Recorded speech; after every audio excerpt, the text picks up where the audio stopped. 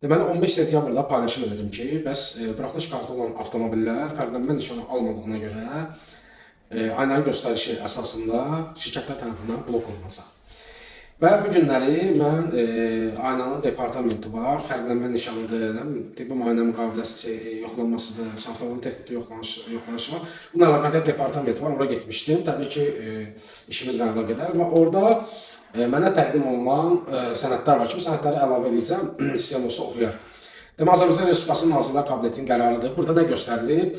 Taksi şirkətləri fərdi məlumatların belə deyək də ötürülməsinə əlaqədardır. Bunu aynaya ötürür. Təbii ki, ayna da bu məlumatları vergi xidməti ilə paylaşır. Bu da 2023-cü ildə, yəni 28 dekabrda 2439 nömrə fərmanın 2.2.3-cü bəndinin icrası ilə əlaqədardır.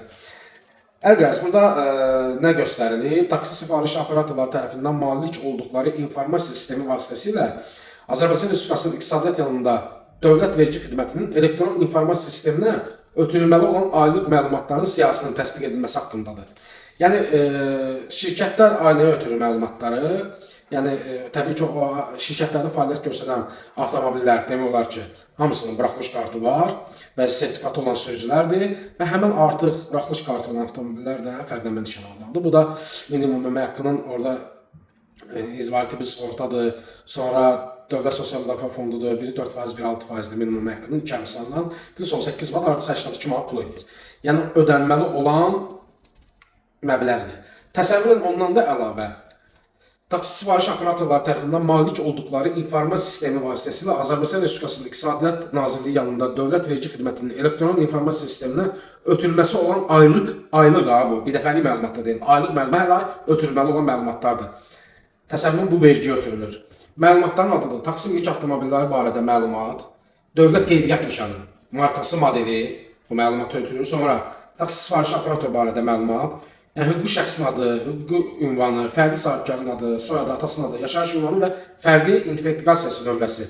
Sonra vergi ödəyicisinin eyniləşdirmə nömrəsi, taksi sifarişi üzrə əldə edilmiş xidmət haqqı məbləği manatla. Sonra sürücü barədə məlumat, adı, soyadı, atasının adı, fərdi identifikasiya nömrəsi, vergi ödəyicisinin eyniləşdirmə nömrəsi, sifarişlərdə qəbul edilmiş cəmi gediş haqqı məbləği manatla, o cümlədən nəqsiz ödənilmiş məbləğ, nəqd ödənilmiş məbləğ, əldə edilmiş gəlir məbləği.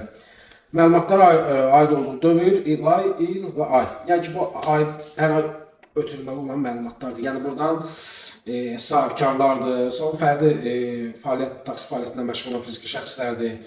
Yəni məlumatınız olsun ki, buraxılış kartımız varsa, bu artıq şirkətdə qeydiyyatdadır, o da onlar da aynaya ötürür. Ayna da ötürür, təbii ki, vergiyə. Vergi də sabahları sorğu verəcək ki, bunun avtomobil belə deyək, fərqlənmə nişanı əldə etməyib, etmədiyi halda aynaya geri dönüş edir, ayna da şirkətlərə tapşırıq verir ki, bu avtomobillər fərqlənmə nişanı almadığına görə xətləri bağlansın. Yəni deyirəm ki, məlumatınız olsun, burada bir neçə avtomobilə buraxılış kartı olan sahibkarlar da var ki, onlara bu daha ucuz gəlib başa gələcək. Nəyə görə? Bir var, fiziki şəxs fərdi faydalı məşğul olursa, o cəmi 82 manat ödəyir, DSMF, icbari tibbi sığorta və fərqlənmə 2 əmsalından. Amma sahibkar nə ödəyir? Bir ayda bir dəfə DSMF-ni 48 manatdır, bir də 16 manat icbari tibbi sığortadır. Vəssalam, hər bir avtomobilə də 18 manatdan fərqlənmə nişanı məbləğini ödəyir, yəni vergisini. Bu sahibkara daha ucuz başa gəlir. Yəni deyim biləsiniz, çox avtomobili olana nəzərdə tuturam da. Yəni məlumatınız olsun, məlumatlarınız ötürülür. Yəni bundan bizdə də bir neçə avtomobil var idi. Yəni deyim ki, Qasımov mümkün olmayacaq və əl xüsusilə nəyə vurğulayım sizə? Buraxılış kartı kimin adınadırsa, həmən şəxs fərqlənmə nişanı əldə edə biləcək. Yəni buraxılış kartı, mənim adımadır, mən almışam, onu gedib X1 adam avtomobilə fərqlənmə nişanı əldə edəməyəcək. Çünki Yakov evinə yaxınlaşmalısınız buraxılış fərqlənmə nişanı almağa. Və yaxud da ki, onlayn formada aynanın sistemində fərqlənmə nişanı üçün müraciət var. Ora daxil olub onlayn formada müraciət edib fərqlənmə nişanını belə deyək də ödənişini təsdiq edəndən sonra fiziki şəxs formada gedib Koroğludan götürə bilirsiniz. Yəni bu kart vəlinin adınadır. Əli buna fərqlənmə nişanı alsın mümkün olmayacaq. Yəni deyim bu barədə də məlumatınız olsun.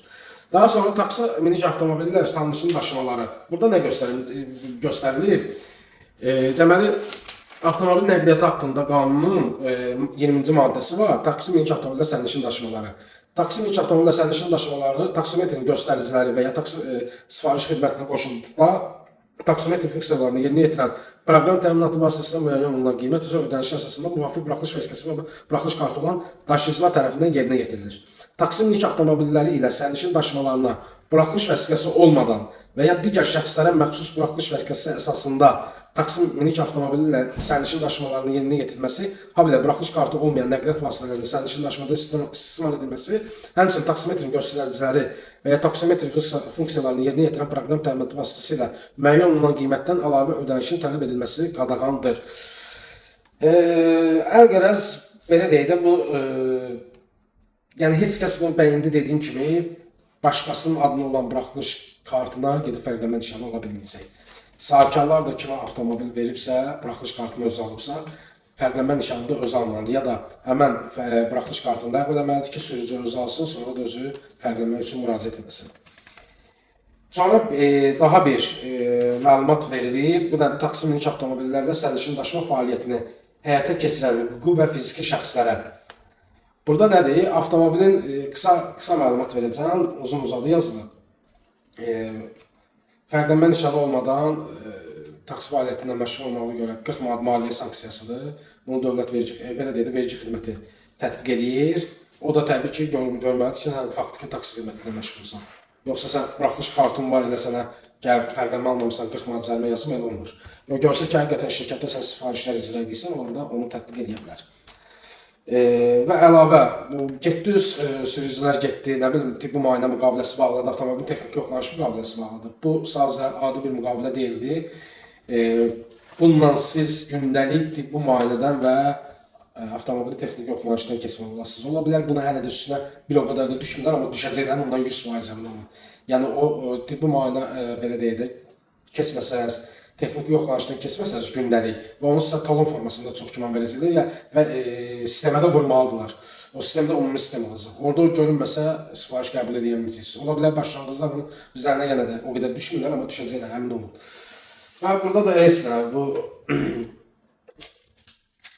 sonra onları dediklərimi eləmədiyimiz halda vəzifəli şəxslər 150 manatdır, 200 manatı da cərimədir, bu şəxslər 2000-dən 3000 manatı kimi cərimədir. Yəni o sağlamadıqlarım olunmasa, normalda qanunla belədir.